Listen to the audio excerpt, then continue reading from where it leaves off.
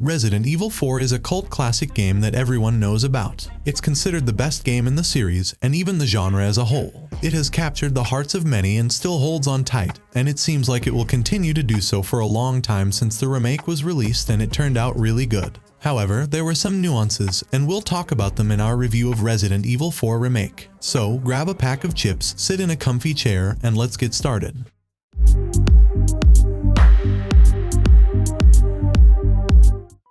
At first glance, the plot seems as simple as it gets. A cult of psychopaths kidnaps a poor girl to help them take over the world, and a tough hero saves both the girl and the world. They ride off into the sunset happily ever after. Let's be honest, the plot is far from new, but there's one thing that saves the situation: the well-developed hero. The characters are a pleasure to watch, and each of them evolves and changes. You shouldn't expect Tolkien-level character development, but what's there is certainly above average. Leon is not just a pumped-up special agent who can withstand anything with a stone face to complete his mission. No, he's a regular person who can swear and crack a joke. Ashley is not just a damsel in distress who constantly screams for help. No, she's a girl who tries to help Leon in every way possible. She doesn't get on your nerves, doesn't irritate with her behavior, and doesn't do anything outrageously stupid. In fact, in some situations, when Leon is in trouble, Ashley helps him out or saves him herself. I read that some journalists claim that one of the game's downsides is Ashley's passivity. Well, firstly, can the daughter of the president, who has lived in luxury and comfort all her life, really be expected to be proactive? And secondly, did these journalists even play the game?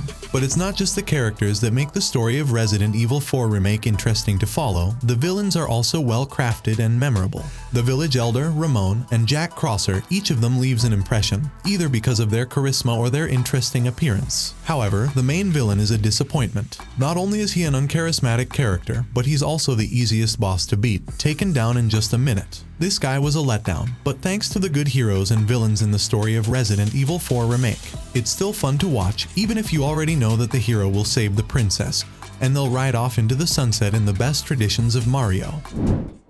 There were huge concerns about the gameplay after watching the trailers in which Leon is kicking and punching zombies left and right. It seemed like it would be some trashy game with zombies and kickboxing.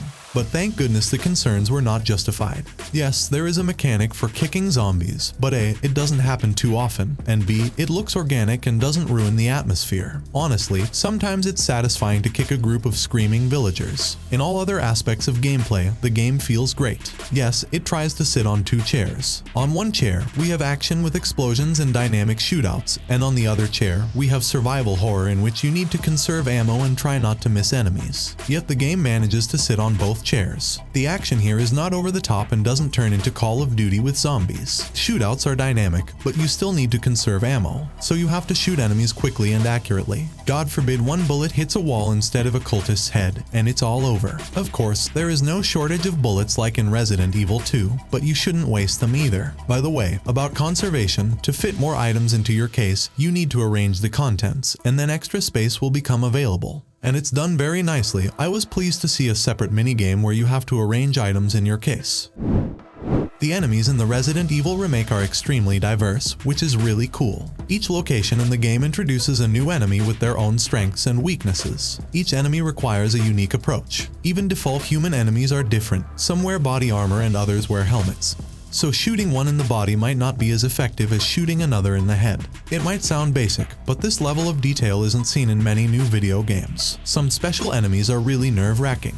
I'm talking about the regenerators. These creatures aren't as invincible as the tyrants from the second game, but they're still very resilient. These guys can really remind you that Resident Evil 4 is still a bit of a horror game. The companions in the remake are not annoying and don't feel like a burden, but rather try to help. Lewis shoots enemies, although not very effectively, and Ashley can warn you about danger nearby. For Ashley, there are two commands to make it easier to interact with her. The first is to walk alongside her, and the second is to tell her to hide and not get in the way. But if Ashley is still getting in the way, you can ask her to hide in a closet and finally stop bothering you. Walking alongside Ashley is useful for stealth, but to be honest, it's not done very well. The enemies constantly walk in groups, move quickly, and can spot you in an instant. Or maybe it's just me being clumsy. And it's much more enjoyable to have a shootout with zombies than crawling on all fours. In addition to shooting, we are also given the opportunity to ride a boat and have a shootout in a mine cart. I wouldn't say it's tremendously fun, but it does add variety to the gameplay. The game tries to be diverse, throwing various situations at us that are fundamentally different from each other, which undoubtedly works in its favor.